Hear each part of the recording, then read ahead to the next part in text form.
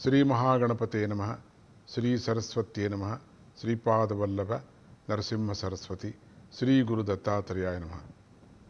శక్తికి తగ్గట్టు దానం చేయాలి.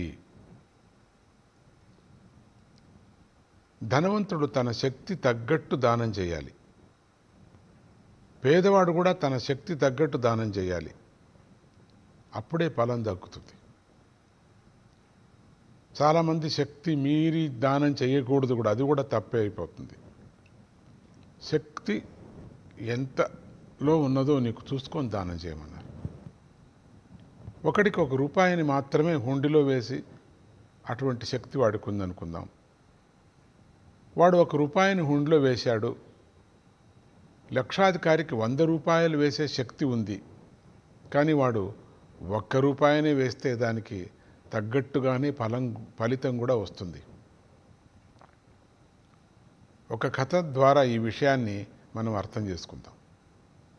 ఒక పేదవాడికి ఇంట్లో కాయగూరలు పెంచే శక్తి మాత్రమే ఉన్నది. వాడు తన ఇంటి పెరట్లో కాయగూరలు బాగా పండించి అందరికీ దానం చేస్తూ ఉండేవాడు. అతడికి ఆ జన్మ పూర్తి అయ్యింది. దానం చేసిన ఫలం వల్ల అతడు ధనవంతుల ఇంటిలో కోటీశ్వరుడుగా పుట్టాడు. అయితే వాడికి నేను కాయగూరలను దానం చేయటం వల్ల నాకు ఈ జన్మ వచ్చిందనే పూర్వజన్మ జ్ఞానం ఉంది వాడికి. ఎందుకో వచ్చేసింది వాడికి ఆ జ్ఞానం. దాంతో వాడు గత జన్మలో లాగా కాయగూరలను దానం చేస్తే ఎంతో ఫలం వస్తుందని అనుకున్నాడు. మళ్ళీ కాయగూరలనే దానం చేస్తూ వచ్చాడు. వీడి ప్రవర్తన అంతా సర్వంతర్యామైనటువంటి భగవంతుడు గమనిస్తూనే ఉన్నాడు. ఇంత ధనవంతుడైన ధనం ఇవ్వచ్చు కదా, కూరగాయలు పెంచుకొని ఏమిటిది, కానీ అది కూరగాయల నుంచి వచ్చింది అనుకున్నాడు. ఈ ధనం మాత్రం పెట్టుకొని కూరగాయల్ని మళ్ళీ పెంచి ఇవ్వటం ప్రారంభం చేసుకున్నాడు. వాడి కనువిప్పు కలిగించాలని చెప్పేసి పరమాత్ముడు ఒక యాచకుడి రూపంతో అతడి దగ్గరికి వచ్చాడు. ఒక బిచ్చగాడి రూపంతో వచ్చాడు. నాకేమన్నా ఇవ్వవయ్యా అని చేయి చేసి అడిగాడట.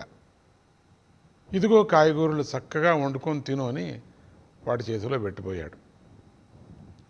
ఆ బిచ్చగాడు అది పుచ్చుకోకుండా, నువ్వేమన్నా పేదవాడివా, నువ్వు కూరగాయలు ఇస్తున్నావు అన్నాడు. వాడికి ఒక్కసారిగా వెన్ను జలధరించిపోయిందట. అయ్యా, మీ మాటకు అర్థం ఏమిటో నాకు బోధపడటం లేదు, వివరించి చెప్పండి అన్నాడట.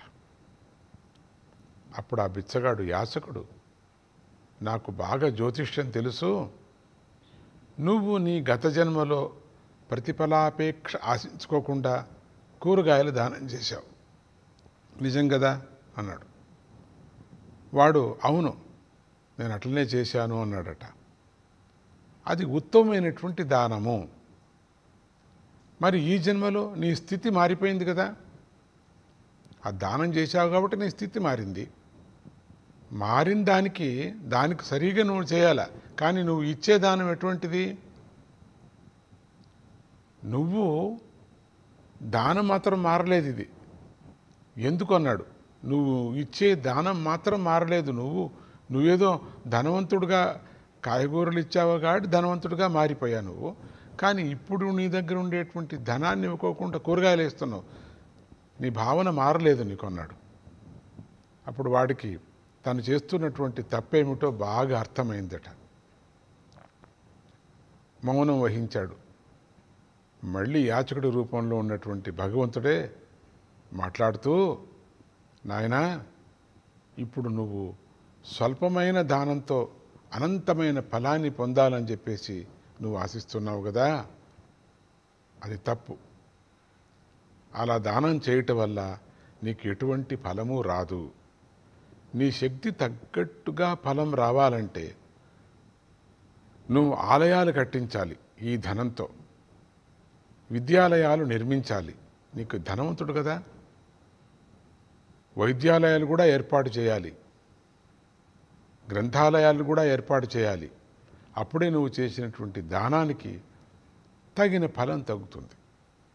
అటువంటి కార్యాలు చేయటం వల్ల నీకు ఫలాపేక్ష ఉండదు. అప్పుడు అది ఉత్తమమైనటువంటి దానం అవుతుంది అని చెప్పి యాచకుడు వెళ్ళిపోయాడట.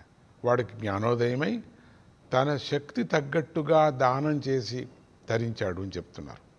మీరు కూడా మీ శక్తి తగ్గట్టు దానం చేసి తరించుదురుగా అని ఆశిస్తూ జై గురుదత్త, శ్రీ గురుదత్త.